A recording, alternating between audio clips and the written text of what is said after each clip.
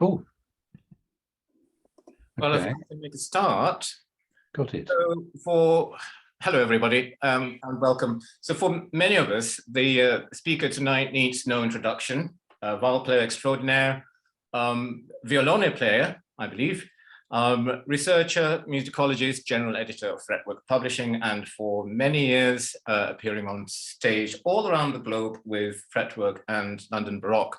William Hunt, Bill, will share the fruits of his research, recent research for his PhD. And I'm just delighted to welcome Bill and all of you to this meeting. So without further ado, I'll hand it over to you, Bill. Hello, thanks very much, Ibi. I'm just trying to grapple with this thing that shows me as many boxes as I can manage on my side of my screen to see as many of you as I can. Anyway, well, thank you very much for inviting me, I was going to say. I suppose that's right. Very nice to be here. And I just want to say at the beginning that, I mean, when Ibi asked me to do this and said sort of an hour and a quarter is a standard length, I thought, goodness me, that's a very long time.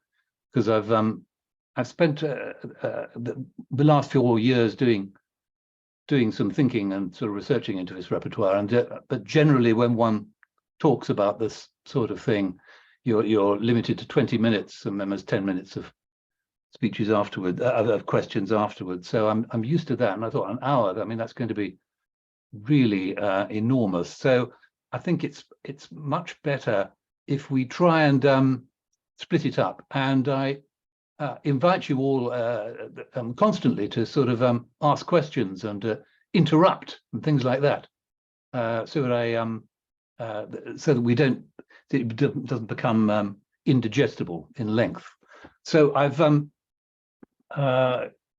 wanted to split it up into topics, and I'll come to that. It's about half a dozen of them, and I'll try and sort of pause when I've got to said a bit about each one and ask if anybody wants to ask a question. So I think first thing to say about this repertoire, which, as I say, I've had a great pleasure in looking at and thinking about, is that there's some fantastic music here, fantastic music, and we really don't get to hear more than a very small proportion of what's out there. It's a large body of music, and as part of my research, I put together a database of it, largely in order to try and transcribe as much of it as possible and get an idea of what there was. And I have to say at a very early stage that in that, I was enormously helped by my wonderful colleague Jaap Norman, whose name will be known to many of you, who has been working on this himself for quite some time. And there's a wonderful website where his group performs a number of consort anthems, and he'd done some transcribing himself into Sibelius, and so yeah, I was able to borrow his work and send him some of mine, so that we could compile, as I say, a database to listen to. And the number of pieces out there which one could put under the description consort anthem, and as we'll see, that's not an uncontroversial term at all, is somewhat over 100 or so. And that list that I've compiled is certainly not comprehensive, because it depends on how you classify these things. But I was looking at this music up until the period of the Civil War, and after the Civil War, there's a sort of reflowering of it in a different form with people like Purcell and Blow and so on. But I'm just looking at the repertoire up to the Civil War, and it soon became apparent that there was far too much of that, and so I had to narrow it down really to Byrd up to Gibbons via a very interesting figure that I was asked to look at, an interesting figure who hadn't been edited before as part of my research, and I chose, I didn't have very much time in which to do it, Edmund Hooper, who was really just a name in a book to me at the time, and he looked fascinating from this book by Peter Lahure, which I'll come to talking about a bit more. And sure enough, he turned out to be absolutely fascinating. So what I was looking at was Bird to Gibbon's via Hooper. So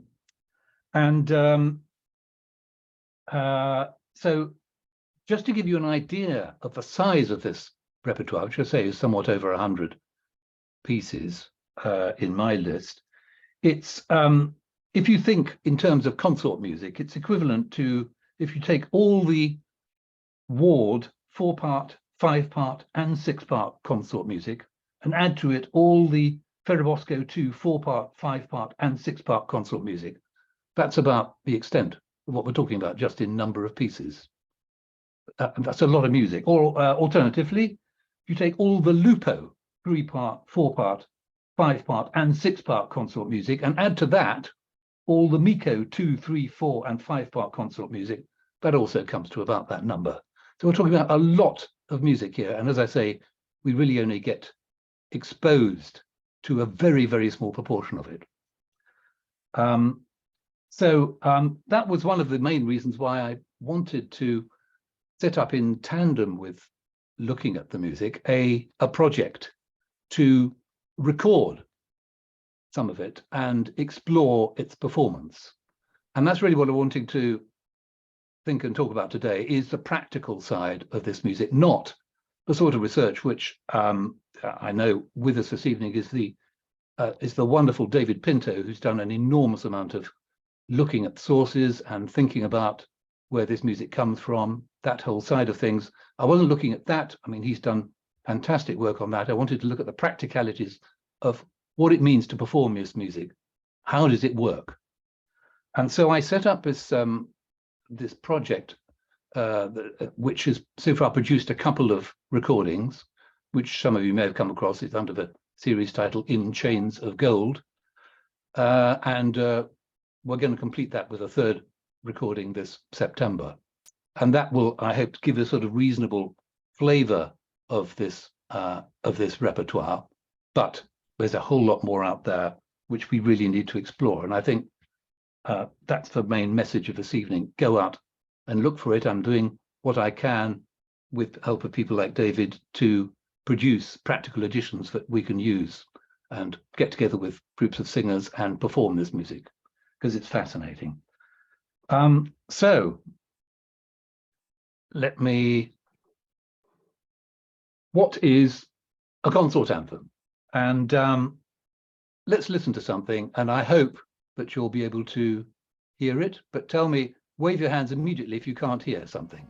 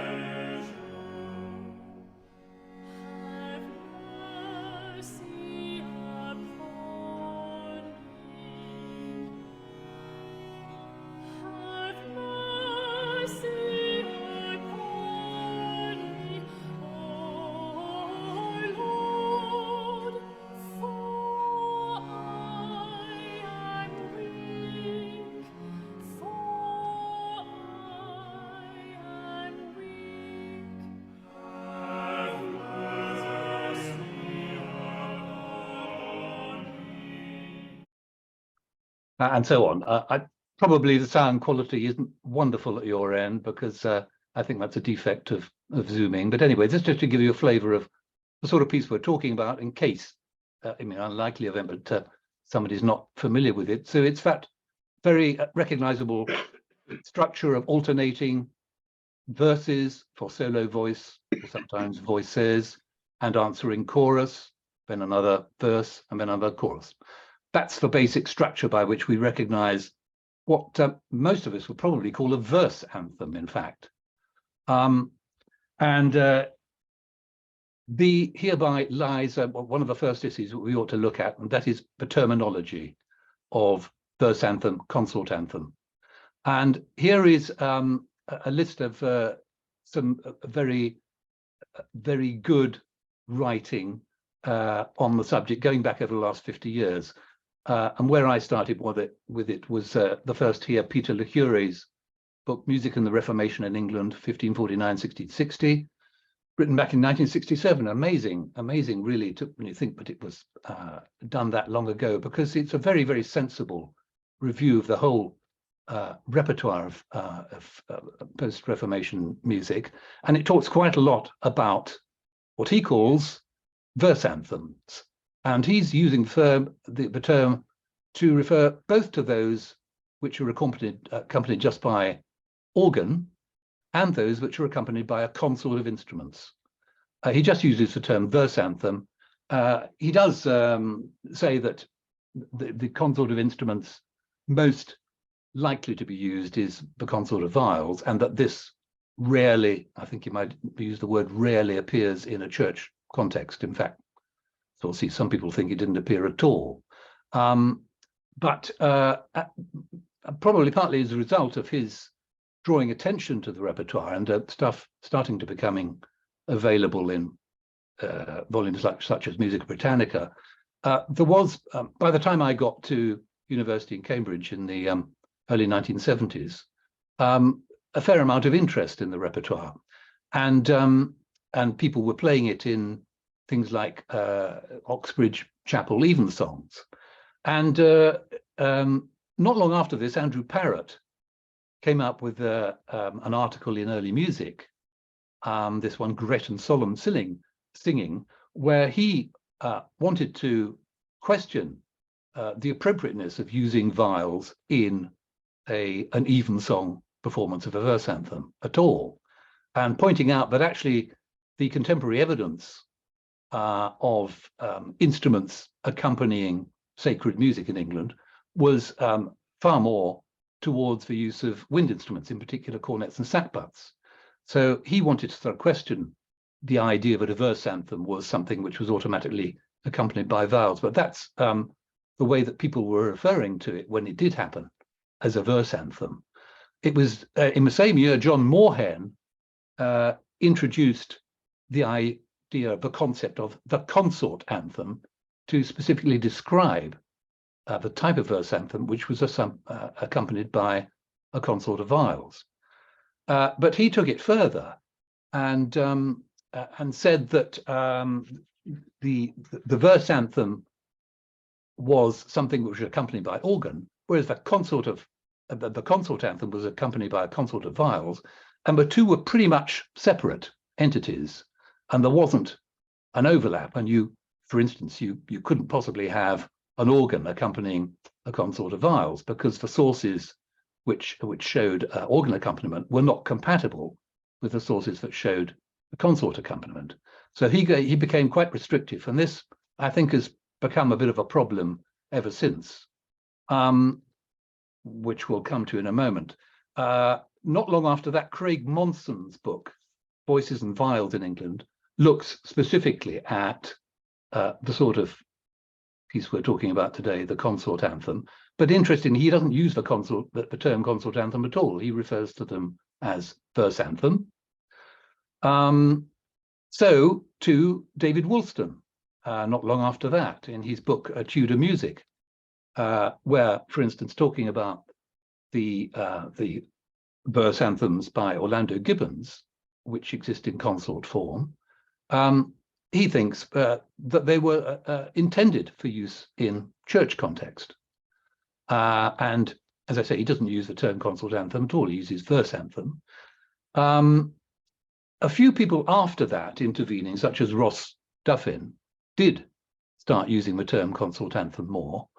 But skipping forward to a bit more recently, Roger Bowers, who's written a lot about English music of this period and earlier, objects to the term at all, because in his view, anthem is something which is only used for sacred music in a church, and that what we might understand as a consort anthem played in a domestic setting, such as you might have in a household with a consort of viols who wanted to play this sort of music, they were not playing consort anthems, they were playing a species of consort song.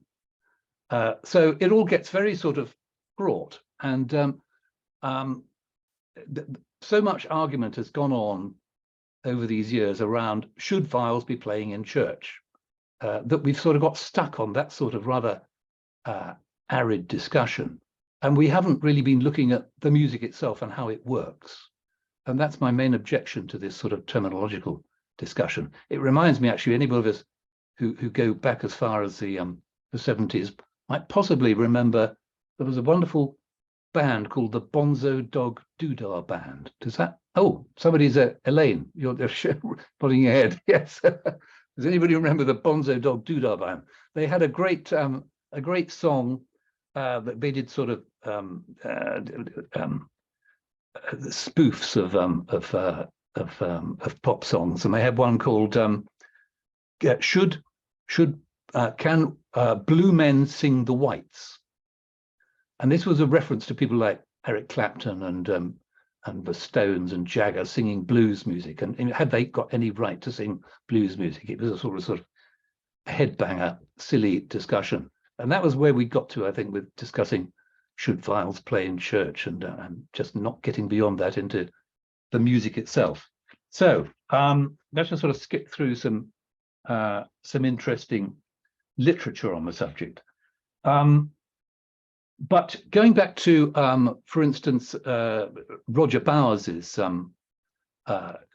objection to the term consort anthem as meaningful at all, and the idea of viols playing in verse anthems, the thing which really sort of, I think, puts a bomb under his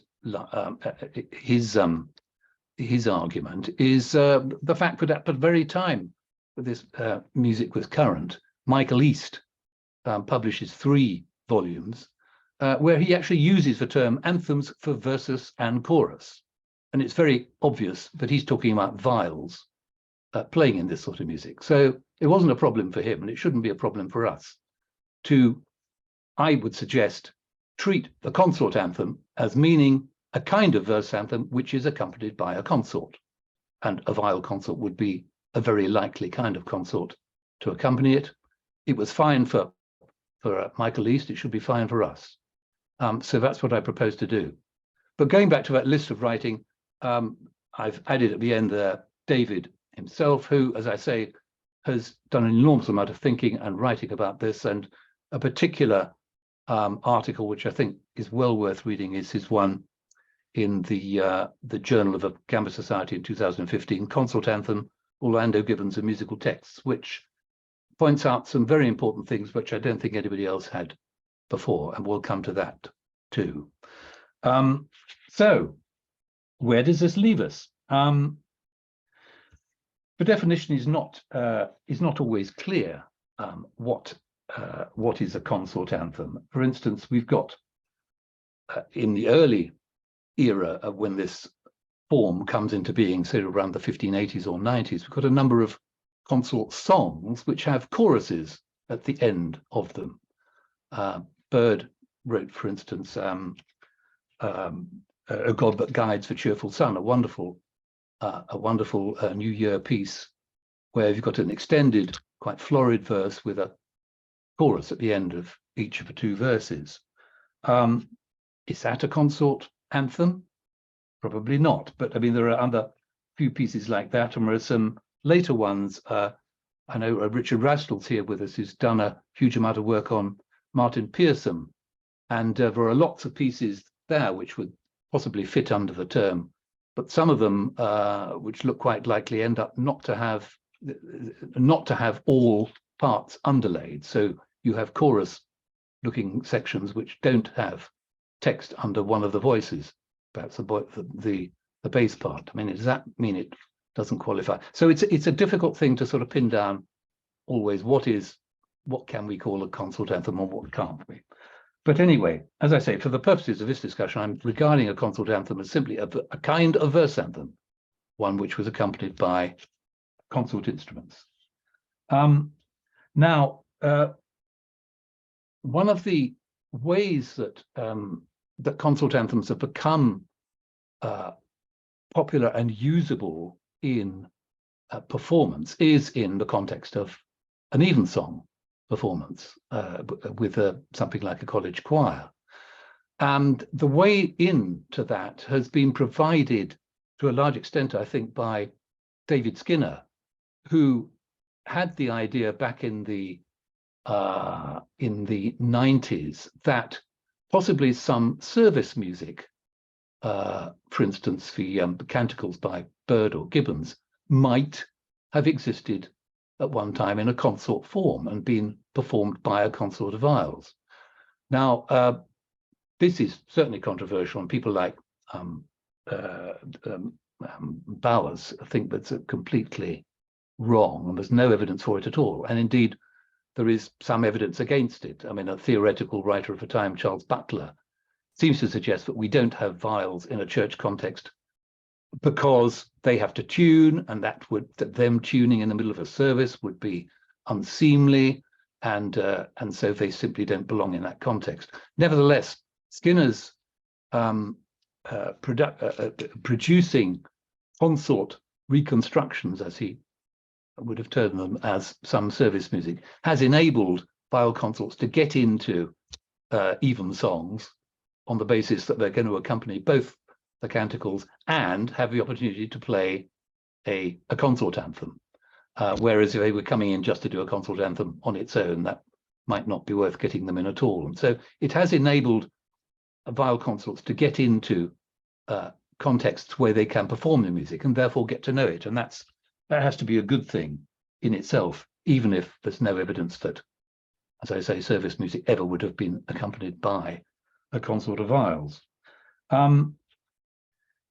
It's also important to think in this period, when we're considering why the verse anthem becomes an important feature in Reformation music at all, that there was a huge bias against it in the senior church people of the time. The sort of a Calvinist wing of the English Reformation was very much against the involvement of music in worship at all. And it was largely as a result of Elizabeth coming to the throne and being clearly very much in favor of fine music in worship, that it was made possible at all for that sort of strand to be continued of composers, the great composers who then follow from Byrd through Gibbons, Tompkins, and so on, to compose music at all for the Reformed Church, because she wanted it there, and so she actually fought for it in a series of injunctions to say how worship should be practiced in her reign. She made specific allowance for fine music to be continued, and that's an important thread on which the verse anthem hangs and then flourishes, I think. And there is some evidence which is very intriguing of what might have been going on in the more private kind of worship that went on in private chapels. A fantastic description of what might have been happening from the Whitelock family private chapel in the 1620s and 30s, and this was included by Lynn Hulse in her thesis on musical patronage of the English aristocracy, where this is a description, it might be a bit fuzzy on your screen, I'm not sure, your grandfather, is referring to a White Clock member of the family, having a very good organ in his chapel. They had good music by way of verse before the lessons, with lutes, viols, harp, and organ playing together, all in an upper room at the lower end of a chapel, with a curtain before them, so that the music descending was the more sweet and pleasing, and the musicians not being seen, it seemed, the more rare, diffused, and airy, and was the more delightful to the auditors. The anthems were all made sung by his own menial. Now, it's not at all clear exactly what kind of music is being described here and how it fitted into whatever service was going on in the chapel, but it does give us, I think, quite an important flavour of things that might have been going on in private behind closed doors. And this is very much the sort of place where consort anthems may well have been included in private domestic worship. Not in public, in churches, there's no reason to think that, but in private, lots of reason to think it. So that's a very interesting description of where it might have been going on, I think. Now, have we got any questions worth anybody wants to ask at this stage? Ibi, you might have to tell me if anybody's waving frantically or one of those sort of hand waving things, or shall I just carry on? Yeah. Okay, I'm carrying on. Now, here is a list of composers that I compiled in my database who've written what one might term consort anthems, with numbers against them of what might classify. And as I say, this comes to about 111 or so.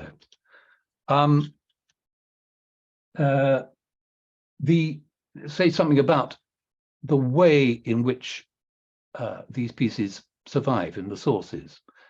And for typical scorings, the great majority in 5-part, and here's typical on the left, a 5-part scoring, the mean voice on the top, or sometimes called medius, which is not the treble, but the sort of more alto-ish range of the boy's voice. And then the 2nd and 3rd parts, these very important parts called contratenor. The 4th part, the tenor, and the bottom part, the bassus. And when it's the fewer number, the lesser number in 6 parts, then typical names of the parts might be those Latin ones: superior, sextus, medius, contratenor, tenor, bassus. Now, the ranges of those parts are very important. We'll look at that in a moment. The list of composers, very few of them, as we can see, actually published this music at the time. They all happen to be up in the upper part there. So Alison, Amner, Sacred Hymn, 1615, Bird in a couple of publications. One of them, for instance, containing the famous anthem Christ Rising, which we'll look at later, and these 3 publications by Michael East. So very little of it actually published at the time, the vast majority just in manuscript form. Now, how does this source material come down? First of all, the texts, the great majority of texts used are sacred, but some are, as we'll discuss, look at also occasional, related to specific occasions, such as the accession of James I or investiture of a Prince of Wales, that sort of thing, with a sacred element to it. But basically, the most come from places like the Psalms, the Book of Common Prayer, metrical psalms, and what does the source material look like? Well, the vast majority of it consists in part books, where each line has both instrumental and vocal material on the same line. So, for instance, here are a couple of anthems by Hooper, and you can see, obviously, the text underlaid, and then the text comes to an end, and there's a little bit of music here which is untexted, and then the text starts again. Same thing in this other anthem by him, the Blessed Lamb. Starts off with the instrument playing, then the text comes in, and then the instrument alone, and then the voice again. Now, we don't know for certain, but that means that the whole line is played by the instrument, and when the voice is there, the instrument keeps playing, doubling the voice. But in places such as that upper anthem there, it seems inconceivable that you would start off with just the voice, and then the voice would stop, and then the instrument would jump in for those 4 notes, and then shut up again when the voice starts. That just doesn't make any sense practically. So in places like that, you suppose that the doubling of the line throughout by the instrument, whether it's a viol, for instance, is what happens. And intriguingly, we'll look at this a bit more later. As David has pointed out in other places, there is strong evidence in these parts that originally there were 2 separate sets of parts, one vocal set of parts and one instrumental set of parts.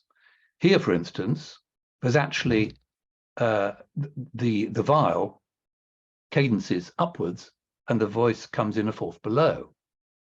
So they're not doing the same thing, and you don't infer from that the viol is playing a double stop, or that the voice is doing some contortion where it sings 2 notes at once.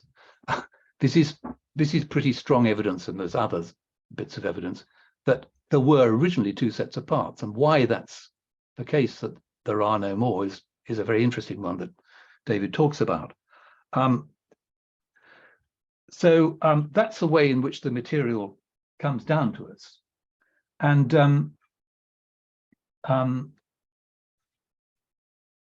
the other way in which we might find it is in an organ part. But sorry, I want to say one thing more about the implication of the notation of these combined parts, is that the note values sometimes are also suggested the fact that the voice and the viol are going to be doing something different.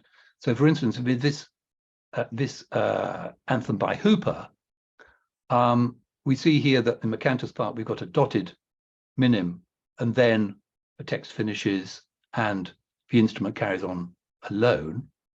Whereas underneath on the same chord we've got a breve there, and we got semibreves here. So we got 3 different note values going on that cadence chord. Now, what's going on there? Well, in all probability, what's happening is evidence again of 2 sets of parts, and in the set of vocal parts, the voices would all cadence onto a semibreve. But here's what happens in the instruments, but it's the viol alone which carries on with that long tied breve, and in the top part it's a dotted minim followed by a crotchet. So the voices and the viols doing different note values on that cadence chord, again evidence of separate parts. But another form in which this type of music might have come down to us is hidden very probably within keyboard parts. And this is quite an intriguing and difficult area to unravel, but people such as Andrew Johnston, who's been reconstructing early consort forms of bird anthems, have gone into this very carefully. Now, this happens to be quite a complex part, one which I was looking at as part of my research, a big piece by Hooper. And the keyboard part is pretty dense, as you can see. This comes from something called the Batten Organ Book, which is by far the largest collection of keyboard accompaniments, organ accompaniments to verse anthems.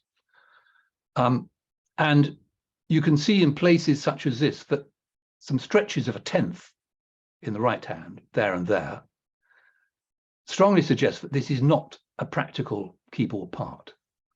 And in fact, I think there's very good reason to suppose that it's actually a collation of separate consort parts into a keyboard part. Why did that happen? That's an intriguing question. Possibly it was in order to record all these parts in one place in a keyboard part so that they were preserved. It's a bit like one might use the Sibelius program today to collate information into a score. And then possibly at a later date, if all you had now was this rather dense keyboard part, you could extract the original consort parts from it if they weren't to hand anymore. David Woolstone actually intriguingly points out how this might have happened in the case of one of Gibbon's consort anthems. And these exist unusually only in score, the Gibbon's pieces. They are really practically the exception to the rule of the sort of parts we were looking at earlier. And he points to one example where originally there was a set of consort parts, then that got combined into a keyboard part, and then later an extraction took place to produce the consort parts. This sort of thing might have gone on. And what we did on the second of the recordings in the series that I was steering is, what we did is we played the consort parts which I reconstructed from this keyboard part. In that case, it was on cornets and sackbuts. And it was an experiment, but I think it shows that it could convincingly be done. So there's another way in which keyboard parts may conceal original consort parts. Another kind of reconstruction of this kind was done by John Milsom of an anthem which we'll be recording on our next CD in September. It's a huge one by a fantastic piece by Thomas Tomkins. And here the keyboard part is by Thomas's son Nathaniel, in manuscript at the end of one of the copies of Musica Deo Sacra, the publication, posthumous publication of a lot of Tomkins's music by his son in 1668. At the end of one of the copies, the one in Christchurch, is this skeletal, often keyboard part with only a little of the voice part source material surviving, but with these intriguing things under the arrow custos, custodes, little squircles which show where an instrumental line has just, that's where it went and then it disappears. It's just to indicate that the line continues, but for whatever reason, he hasn't notated the whole thing because it become perhaps too dense. So that's a sort of, and here up in the right-hand side, obviously material is then missing. So that's a sort of evidence of collation of consort material into a keyboard part as well. Now, voice ranges.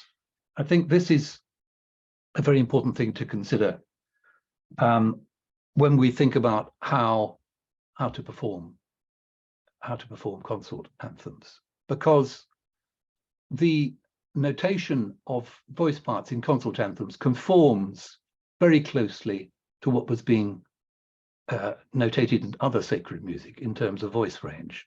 These are the typical voice ranges used in the majority of sacred music of the period, whereas I say the upper part, as I said earlier, is actually not a treble part, but a mean or medius part. The span of the part is typically that sort of tenth from B below middle C up to written D, 2 Ds above. The contratenor part spans the two staves of the keyboard, as it were. The bass, it goes from tenor D in the middle of the bass stave up to G or A, typically in the middle of a treble stave. That is an absolutely standard range. Likewise, the so-called tenor, which we recognize in modern terms as a baritone part, B flat or so, lower on the bass stave to D above middle C, typically. Whereas the bassus is a real bass part, often going down to the low written F, sometimes in cases of composers such as Tomkins below that too, to E or even D. specifically, especially in solo writing. But those ranges, which span typically sort of 22 notes from the bottom up to the top, are very standard in sacred music of the period, and found also in this literature we're looking at, consort anthems. So what are the implications of that? Well,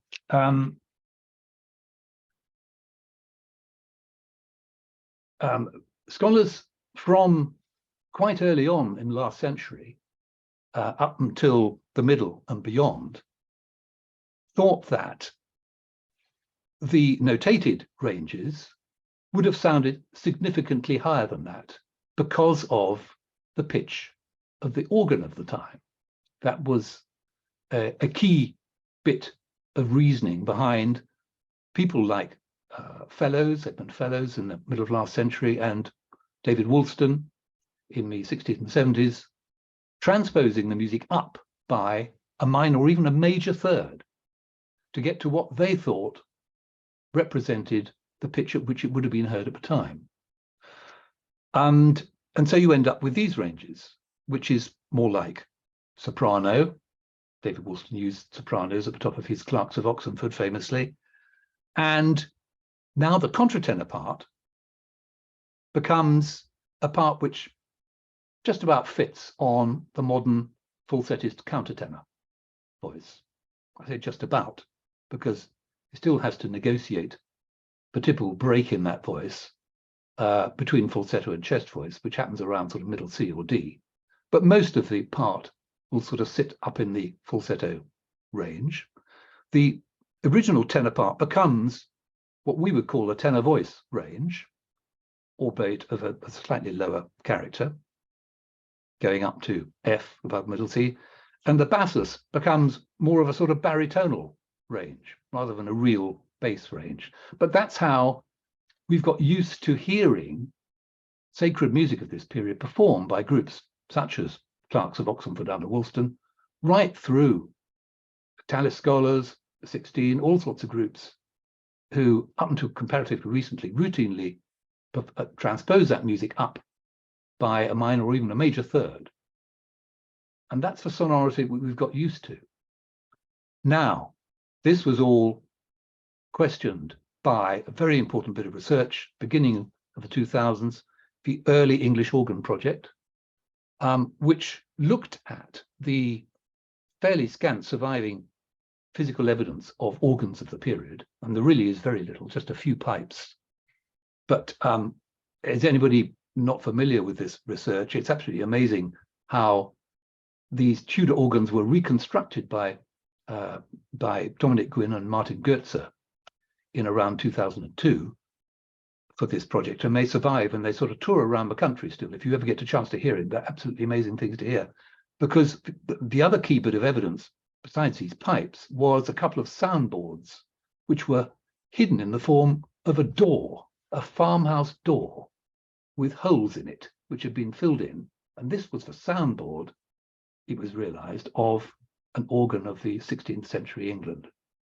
And if you measured the diameter of those holes bored into the soundboard, you could work out the physical dimensions of the pipes and put that together with the few surviving pipes, and you came up with a very different result. Instead of the sounding pitch of these organs being a large or somewhat more than the minor third above 440, it turned out they were only about a semitone, or slightly more than a semitone. So there's a whole tone difference between what Woolston and people had supposed was the pitch and what this project showed was a very likely standard pitch for English organs of the period. Now, you might think a tone, that's not a very big deal, but actually, when you come to the middle voices of that five-part scoring we were looking at, particularly for contratenor, it now becomes a voice range which is absolutely doable by a tenor voice, a light, high tenor voice, in the way that the transposed version of it absolutely isn't. So once you rescore this music with what we now think are the original voice types, you end up with a completely different sort of sonority. the high tenors on those second and third lines. You have a baritone on the fourth line, singing in the upper range of the baritone, and you have a real bass singing on the bottom. It becomes much stronger, more vibrant, forthright, and it's this evidence was shown by Andrew Johnston in this article here, which is really worth reading. Shows that this is the correct interpretation, and that what had been used as the basis for Fellows and Woolston, supposing the organ pitch to be much higher, was a misinterpretation of a bit of written material of the time, which I could go through in some detail, but it's quite sort of gritty. It concerns something referred to often as the Tompkins organ pipe, where it appears that an exact dimension is being given by Nathaniel Tompkins again of an organ pipe of the period, whereas in fact it's not an exact measurement at all. It's just a nominal measurement, and you end up, as I say, I won't go into detail, we'll get bogged down. It ends up showing that the likely standard pitch was somewhat more than a semitone above 440 rather than a minor third. Now, what's this got to do with us playing consort anthems? Well, if we go back to these vocal ranges and look at them again in a typical 5-part scoring, so mean on the top, contratenor 1, contratenor 2, tenor, and bassus. The contratenor voice, which is really a high tenor, is described by a very important, interesting couple of books. One by Andrew Parrott in his book Composer's Intentions, where he actually gives lots of other evidence to think that the falsetto countertenor, which we recognize as a common voice in this sort of music today, there's no evidence for that appearing in English music before the Restoration period. The falsetto voice was used for top lines, for instance, in Spanish or European choirs. There's quite a lot of evidence of that. Not in England, because the Boy treble training was a very strong component of sacred music before the Reformation. But that sound of the alto in the middle of a texture, there's no evidence of that. And as I say, once you put these high tenors and high baritones in the middle, it's a much stronger sound. And when we go back to the music that we're considering here, and take, for instance, the Gibbons 10 consort anthems, and look at the way that the parts are written in terms of the span of pitches, here is a graph that shows those 10 sacred anthems, sacred consort anthems, in the contratenor 2 part, which is the part in which the great majority of the verse writing occurs. And you see that they span a pitch. Up the left-hand side here, you've got the duration in semibreves of this particular pitch within a piece. And along here, the pitches, I should say, it's C, Sol, Fa, Ut is what we've called middle C. C, Sol, Fa is an octave above that. The way that the parts lie is centered absolutely around middle C, D, E, exactly where a falsetto countertenor has to break from one voice into the other. So it's most unlikely that it would have been written for that sort of voice, because it's a very inefficient way of using a voice type. And sure enough, when you hear a piece like This is Record of John, Behold Thou Hast Made My Days, in contratenor verses sung by a high tenor such as someone like Charles Daniels, but it suddenly becomes a completely different, more forthright sort of piece. Now, here's a piece which introduced me to the whole repertoire. I'm not sure how clear that is on your screens. It's It's a reconstructed anthem by Gibbons, Praise the Lord, O my soul, which I, and actually Alison, who's with us this evening, Alison, you and I encountered this in Merton College Chapel in 1976, when Woolston invited us to take part in his recording with the Clerks of Oxenford of his reconstructed Gibbons anthems. And the four flats were absolutely horrible to play. Exactly, absolutely horrible. I mean, I should have said, I mean, because it's what you get when you transpose the music up into a minor third. You get 4 flats or 5 flats sometimes. It's just unplayable. But here's what it sort of sounded like, if we can bear to hear a bit.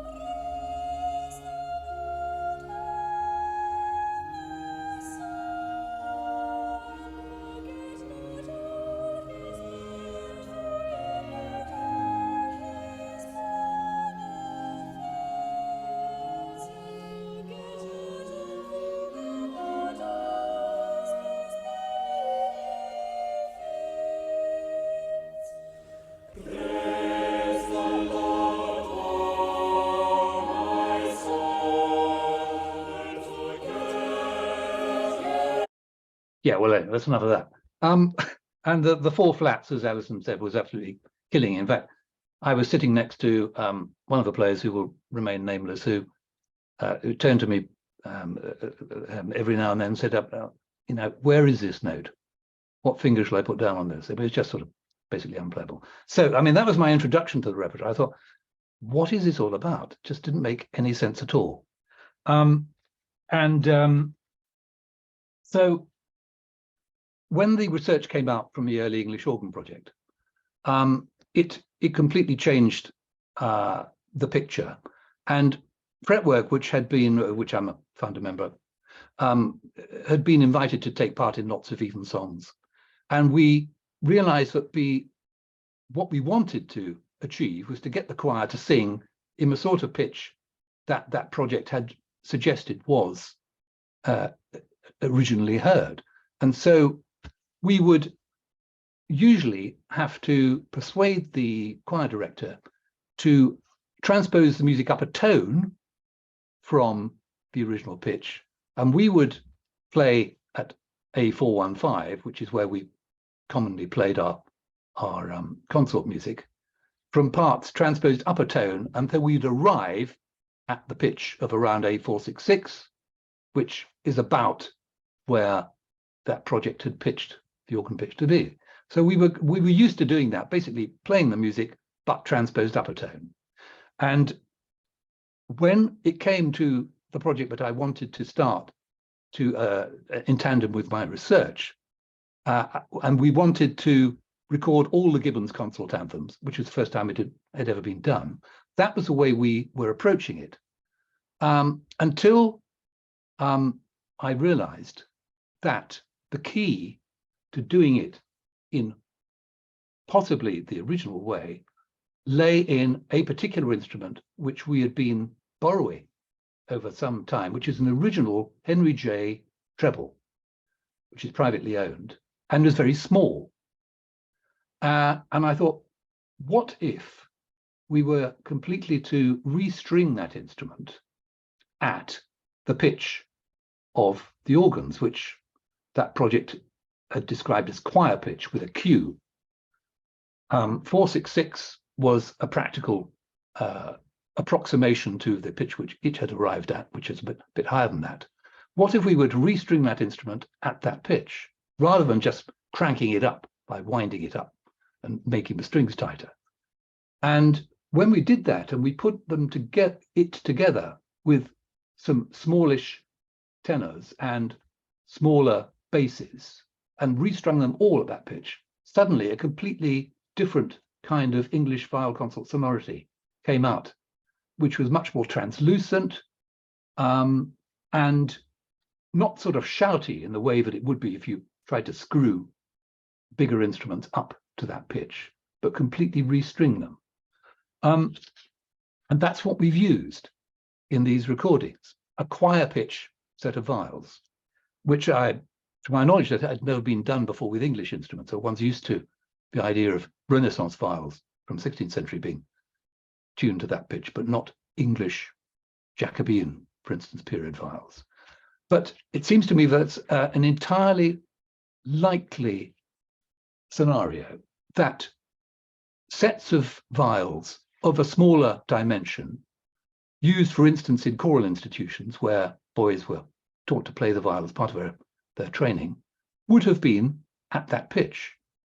And then a lot of this sort of repertoire, which might well have originated in that sort of circle, would have been easily playable at that pitch with those instruments. Now, in looking into the feasibility of this, I talked to Tom McCracken, a name that some of you may know, a wonderful American scholar, and I think he's a scientist of scientific background, but he has compiled a database of old viols, and he gave me access to his measurements of all 40 then at the time known English bass viols up to 1660, and their body dimensions, not their string lengths, because almost none can one say this is the original string length. The necks are all changed in one way or another, but the bodies far less so. So if you take all the body measurements of these 40 viols, you end up with an enormous span. That's the point of this graph we've been looking at for the last couple of minutes here. I'll explain it now.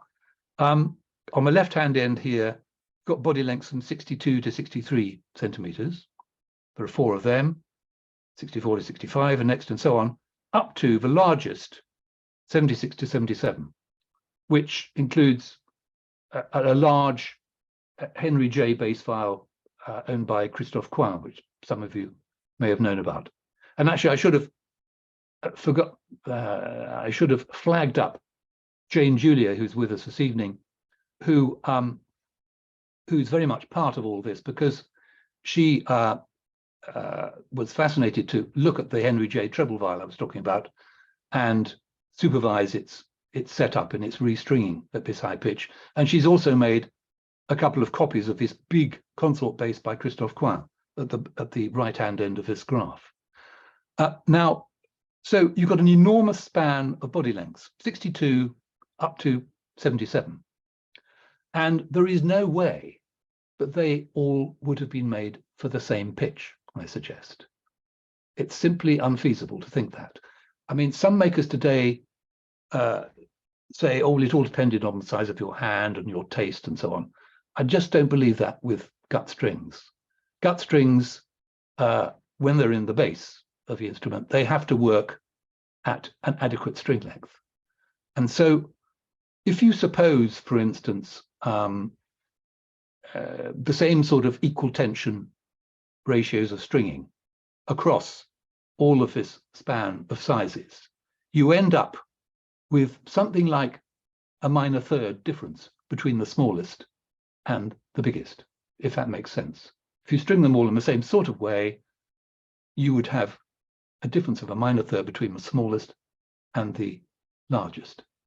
And so if one puts the choir pitch viols family at that left-hand end, the smaller end, and the big instruments like Christophe Coin's J at the bottom end, you could end up with a span of as much as a minor third between low secular pitch and high sacred pitch, choir pitch.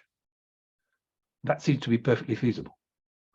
What went on in the middle, the span of pitches, that's a whole another matter. And I suspect, and probably people will have views about this, but there was quite a range. For instance, Dominic Gwyn's looked at the organ which was in Hunstanton Hall that Jenkins probably knew, which is now in Virginia, and measured what its pitch seems originally to have been, and it comes up somewhere around 422, I think. So there's a domestic pitch which is sort of in the middle of that span. I mean, that's a fascinating area of pitches to get buried in. So I try not to get too buried in it now. Let's go on to the music itself and how does it work. And I think it's worth looking at, going back to this strongly, in English terms, Calvinist wing of the church, but that was very against the whole idea of music and worship. And why was that? Erasmus, as early as 1519, is saying modern music, so this pre-Reformation music, obviously, of his time, is so constructed that the congregation cannot hear one distinct word. The choristers don't understand what they are singing. Of course, they're singing in Latin. Yet, according to priests and monks, it constitutes the whole of religion. Why will they not listen to St. Paul? In college or monastery, it's still the same. Music, nothing but music. So that's a great place to start from when you get to the Reformation, and this sort of view of music is quite strongly held in some quarters. But as I said earlier, Elizabeth is a key figure in fighting against that.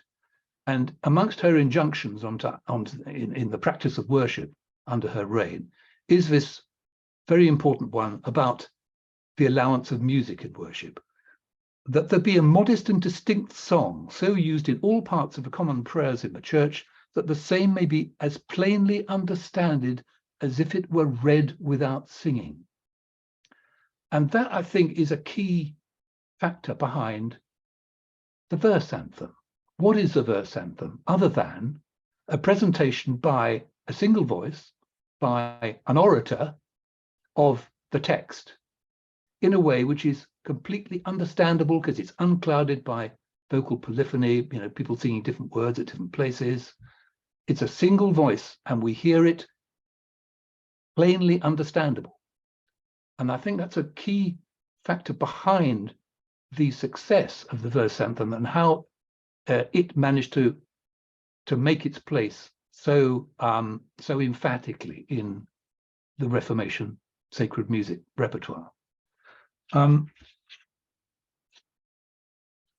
Now, let's go to one of the earlier examples of the verse anthem in consort form, and one which is published by Byrd, a famous anthem which many of you will have encountered, Christ Rising. And think about another aspect of the verse anthem form, which I think is very important, and that is its roots in the stage consort song and the style that it borrows from there. Now, stage consort songs were a very popular feature of sort of Middle Elizabethan period, where you would have choir boys, for instance, from St. Paul's, dressing up in costume as mythical heroines and singing songs on stage, sometimes resulting in them sort of committing suicide out of despair for their lost lover, sort of thing. Melodramatic texts and melodramatic stage presentations with songs interspersed in the drama. Now, this was a fascinating form which was related to, of all things, directors of the Chapel Royal, some of whom were sort of moonlighting as trainers of boys' voices to take part in these sorts of performance, in masques, but also in these stage consort songs.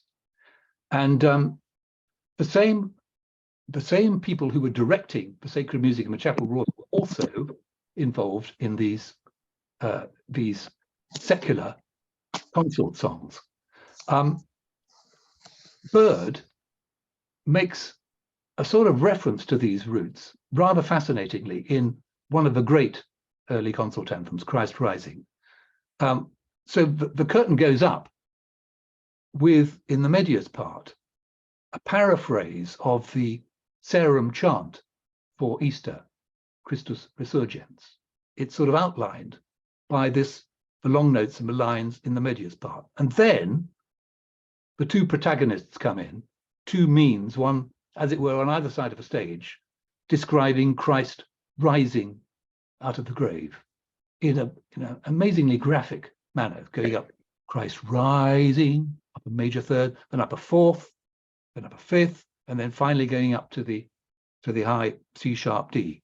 It's an extraordinary, almost sort of occult description of resurrection happening before our eyes, in the way that you might have seen on a stage in the Globe. And the drama of the piece is what really makes it, but what I think you rarely hear when you hear it done today. In the next page, the chorus, first entry, comes in, death from henceforth shall have no power over him. It sort of, it bursts in and shatters the mood with its entry. Highly dramatic stuff. And as I say, sort of recalling the dramatic roots which feed into the early verse anthem form, and I think which remain there throughout. In the second part of the piece, Christ is risen again. How is this conveyed? But with a dance rhythm. Effectively, it's a Galliard rhythm. Christ is risen again. So the dotted rhythm on the fourth beat of the Galliard step conveys the leap of Christ's body out of the tomb, as it were. Extraordinary stuff. And as if that was not enough of a reference to this dramatic roots, he practically quotes a piece by Richard Farrand, one of the Chapel Royal directors who was involved in this training of boys' voices. He writes a stage song, Alas, ah, alas, you salty goods, at the end of which the boys dressed up as this heroine sings, I crave to die, to die, to die, this sort of panting, sighing motif, hocketing with the top viol. And look what the bird does with the same idea. Restore it to life, to life, to life. It could hardly be a more obvious reference. Fascinating stuff.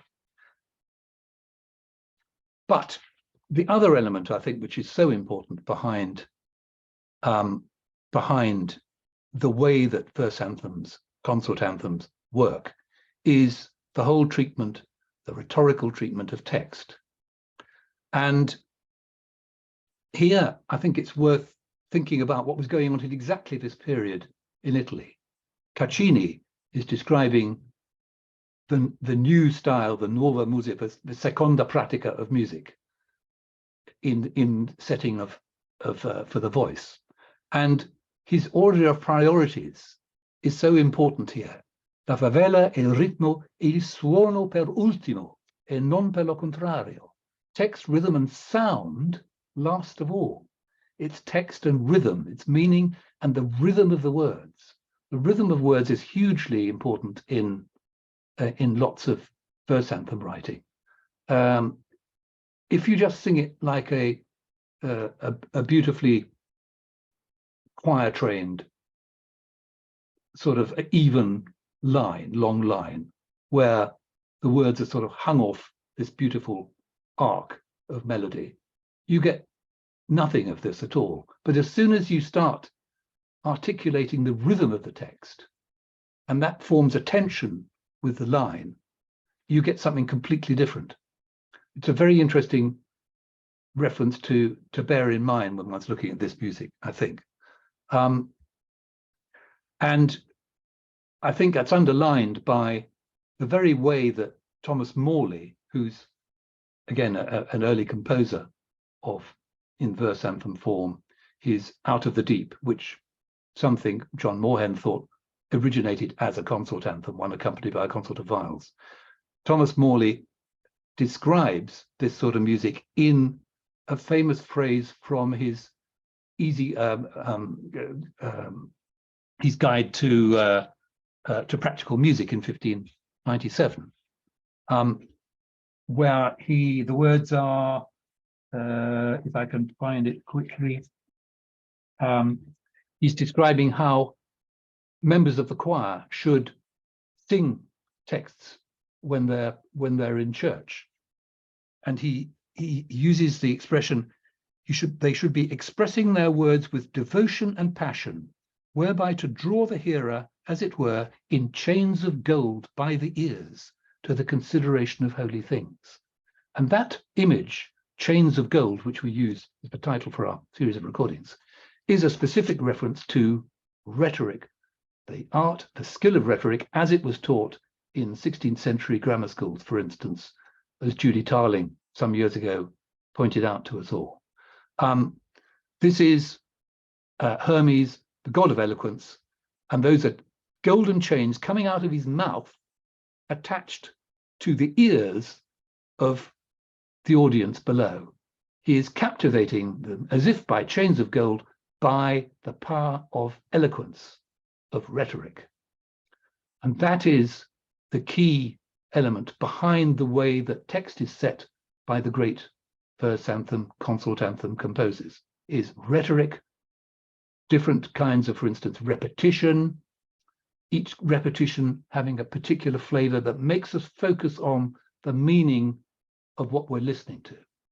And that's what's important, is not a beautifully extruded line, but focus on the meaning of what we're listening to, like a Bach cantata would have been, to make us think about the true meaning of what we're hearing. So that, I think, is the most important element behind the performance of verse anthems, is the rhetoric of the orator, that is the verse singer. Just quickly, since I've seen I've practically overrun here are a couple of examples of how Gibbons does it in the most amazingly sophisticated way, where the whole structure of the music, the polyphonic structure of the music, focuses it in like a sort of hall of mirrors on what we're listening to. This is from Behold, Thou Hast Made My Days, where the word verily, verily, every man living is altogether vanity. And that word verily, we hear it in all of the outer parts, like a sort of mirror focusing in on the text by these brilliantly intertwined statements of the same figure. And at the very beginning of the same piece, behold, thou hast made my days, we hear the word behold, thou hast made 4 times in each of the instruments before it's even uttered by the voice. And that brings up an element. Why should we bother about all this sort of thing as players? This is all up to the singer. Well, it's not. It's up to us, the player, to make the bow speak in the way that the voice is going to speak the text. And so, for instance, are you going to start with a forward bow, or are you going to start with a back bow? If you start with a back bow, behold, then you're left with back forward on thou hast. That can be a bit sort of sticky. If you start with a forward bow, then you can shape the syllable of behold with the back bow. But all sorts of technical things come out of this when you want to express text with the bow of a viol. So it's fascinating music to get involved in from that point of view as well. We all need to play more of this music. And as I say, I'm going to do what I can over the following years to make more material available for us to look at. But maybe that's... Oh, I've got 1 minute. 1 minute. This is interesting. How many people take part in the Consort Anthem? This is a plan of Lancelot Andrews' private chapel in Winchester House. Now, Lancelot Andrews was a favourite preacher of James I, and he had a private chapel, the sort of place where performance of consort anthems might have taken place. And this is a plan that's made of it very accurately at the time. And here, where the arrow points, is what's described as a rubric underneath, as a table for music. Now, what sort of music was going on here? there's a rectangular table, and round three sides of it are benches to sit on. Now, if you take the scale of this this plan and blow it up, you end up with something which is about the right size to put 4 viol players sitting on benches around a table playing from part books. Might that have been what's going on here? You might think, okay, surely you need 5 viols for a verse anthem. Well, actually, quite a lot of verse anthems where, for instance, early Bird ones, where the verse is all in the top line, where you only need the 4 lower parts played on viols. So that might have been something that was going on there. Intriguing question with which to leave us, but I've practically overrun. I've hardly left any time for questions. I'm very sorry about that, but it's such a fascinating subject. Thank you very much, Bill. Fascinating indeed. I think we've got time for questions now. Anyone?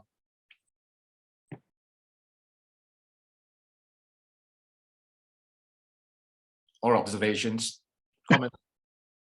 Rubbish.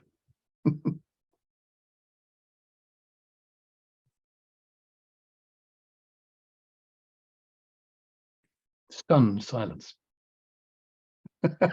Oh, David's there. David. You have to unmute yourself, I think, don't you, David?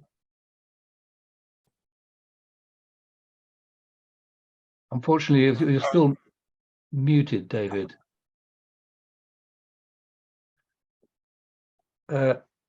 Is that something on the bottom left of your screen, David? There might be a button to press to unmute. Unmute. Ah, yeah. There we are. Unmuted. Yeah, you're very audible now. Oh, wow. I mean, I have to confess that I was the person who actually convened people for Wolston's recordings. And Oh, you know, right. all sorts of strange things. I was playing the treble line on that the snippet you played, and it was excruciating. I can say that, yes. But yeah, people came along. Even Lucy Skeeping turned up for a session. That's right. And then sorry?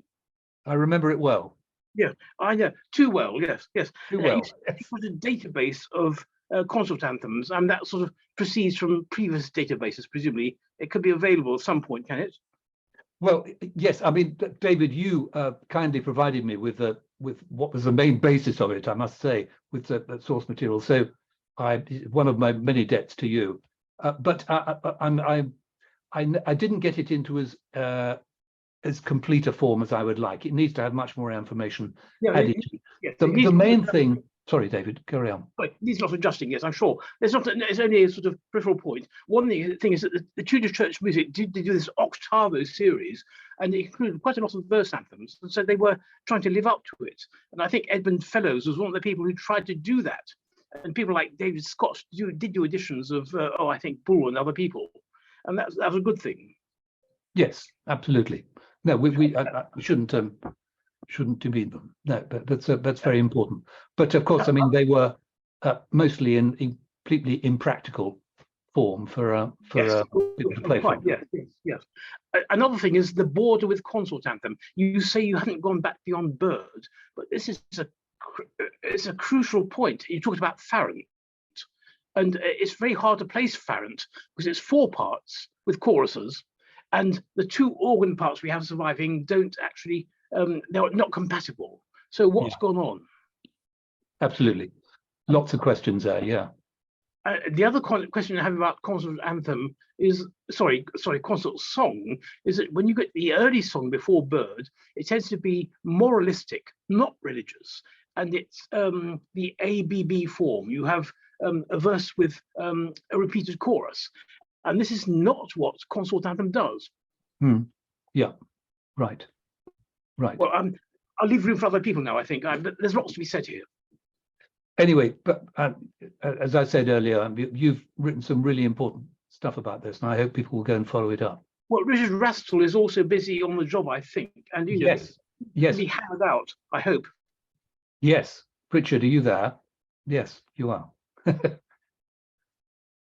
I haven't had a chance to look in any detail at the Pearsons. And that's certainly something I'd like to do. I mean, you produced a recording, didn't you, some time ago? I think Fretwork took part in doing a couple of Pearson anthems. Can't remember what happened to that. Can you unmute yourself, Richard? I can hear him. Oh, I can't. I'm sorry about that. Self-muted.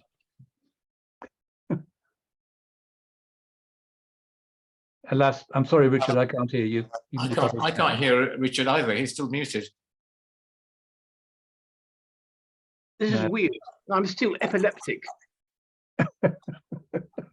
One more thing. Sorry, if I may say, there's a very interesting thesis by somebody called Paul Webster, who goes through the Anglican rhetoric about music in church, and absolutely everybody is totally against it. Even the most people you would think will be most for it say, you can't have it, you can't have it. And then there's a proviso. Well, if it makes you more religious, you can have it. This is just the expanse of religious thought is utterly weird, and it's saying, you know, music is utterly evil. This is from Erasmus onwards. Yeah. So, Bill, I've got a comment here. I've got a question in the chat box. Well, Richard's now unmuted. Can we hear from Richard? Can you hear me? Yes, can. Because I've completely lost the link. I'm sorry, Bill. What was your question?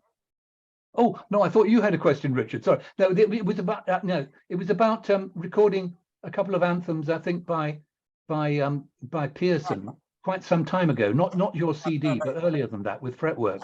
We came up to Leeds and did a couple, didn't we? Yes, I don't think I got anything to add about that really. I've got a couple of articles on the go, which I'm very interested to hear your views on. And one of them concerns practical. No good? I can hear you. Purely practical things. And one that I think I'd like just to add to your talk, which was terrific. Thank you very much for that, Bill. You raised a lot of issues. I want to bring up a particular practical issue, which is the question of the kind of instrument that could be used for a verse anthem in church. You know that I don't really think the idea of using viols is a good one, and it's partly practical. There's nowhere to put a consort of viols in most churches. Now, Lynn Hulse produced two examples, which you alerted me to, in which the soft instruments are in galleries, and that's fine. If you try and put them in the body of the church, they're in the way, always, of processions and so on. But when it comes to wind instruments, which of course have a very long history, goes back at least to the 14th century, of wind instruments in church, the wind instrumentalists would stand in the choir stalls. They don't need to be somewhere else. And I just sort of put that thought into your mind, because I think it is quite an important practical consideration. Absolutely. Sorry. No, I'm not arguing for viols in church. I think that's impractical in the same way that you do. But I mean, I think, you know, something like a private chapel, who knows what? It is quite different. The other thing, Bill, is following on from that, I've got an article coming out in the Consort this summer, which is looking at the Pearson anthems that survive in both consort and organ versions. And it's very interesting to look at the different versions from Peterhouse and from Durham and York. For the smaller building, Peterhouse, I think they could have used the domestic version because it's a fairly small chapel and there's very little difference. In fact, I think there's no difference between the liturgical version in the Peterhouse part books and the domestic version in other books. When it comes to the big building, where the acoustic's quite different, there are huge differences. The whole thing has been adapted to a bigger time span, slower rhythms, more rests, some of the things you mentioned in your talk, but I think that is also worth thinking about, and we can follow it up later, I think. Yeah, well, I'm very glad you mentioned that, Richard, because is there any difference in these pieces which exist in two forms by Pearson in key between one and the other? Are they always in the same key? No, not quite. One of the Durham versions is a tone higher. Which version is the higher?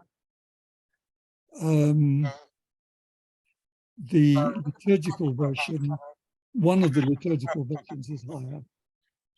Right. It's one that emanated from Durham. Right. Well, the reason for asking that is because there's very little that I've come across, and I haven't looked extensively for this, surviving examples of the piece in two different formats, the consort format and the organ accompaniment format, where there is a difference in key. But where there is such a difference, for instance, in the Hooper Anthem, which was one of the ones that I looked at, Hearken Ye Nations, the one for the Gunpowder Treason Day, the organ accompaniment is in G minor, and the consort accompaniment is in A minor. And that, to me, is a possible indication of the pitch difference, that the one for the organ accompaniment is at the high pitch, the one with the consort accompaniment is for some kind of lower pitch. And when we recorded the consort version of that piece on our last CD, we actually used a completely different set of viols in fact, at 392. Big viols at 392 got quite different sonority than the choir pitch viols, which we used for everything else, just as a sort of demonstration of what might have happened there. So you would end up with the same voice types singing the same lines, because the higher key for the low pitch version results in the same end result, if you see what I mean. Yeah. But we need much more looking at that subject. Thank you very much, Bill. I'm going to wrap it up soon, but there's one question in the chat box. So talking about difference in pitch, there's a query here about organ pitch. So if you could just confirm, did the pitch of organs in early Anglican church was 1/3 higher than today? No, I was trying to cover that one earlier on, but I might not have been clear enough. Now, that is a misunderstanding of the few bits of written evidence of organ dimensions. Now, in particular, the so-called Tompkins organ pipe. The organ pipe dimension in Worcester Cathedral described by Nathaniel Tompkins. I think it's in one of the copies of Musica Deo Sacra, where he appears to give a dimension of a particular pipe, the pipe which produces tenor F. And that was taken as an exact measurement, and a calculation was made from that the pitch of this pipe must have been a minor third higher than what we understand as an F today. But that's a misunderstanding, because that was not intended as an exact measurement. It was intended as a reference point for an organist post the Civil War who was not familiar with the earlier type of organ, of which pipe we were talking about. It gets into a complex area, and you have to read Andrew Johnston's article to properly understand this. But anyway, that was a misunderstanding, and it was corroborated by the physical evidence that project, early English project, looked at of a few surviving organ pipes from a Dallam organ in Stamford-on-Avon. So no, minor third is not right. It's more like a big semitone. Thank you very much. And I think that's all we have time for this evening. I hope you'll be able to join us next month for the AGM on the 24th of April at 7 p.m. Do check your inbox. And in the meantime, happy playing. Thank you, everybody. Before we switch off, Ibby, can I thank Bill very much for tonight's presentation, also to you for organising things, and for everyone for attending. And just to remind you all that the Gambit Society does rather depend on donations for our activities. And if anyone felt able to donate something towards this evening's expenses, we'd be very grateful. You can do that via the website. Anyway, good luck, as Ibby says, with all your activities musically, and hope to see you at the AGM.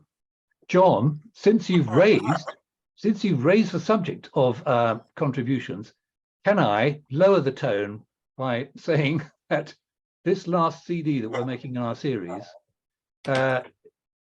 would greatly welcome contributions, because it's an enormously expensive project. It involves 27 performers, and each of the previous 2 CDs have only been possible by me spending weeks and weeks fundraising, and I'm trying to do that for this last recording, and in the present climate, more difficult than it used to be. So anybody who's interested in this project, I'd be very grateful if you get in touch with me. You can gift aid, you can make as small a contribution as you like. It will be immensely appreciated for some very great music. Sorry to end on a lowered tone, but there we are. Not at all. All these ventures require funding, and if anyone feels generous, it's always much appreciated. Absolutely.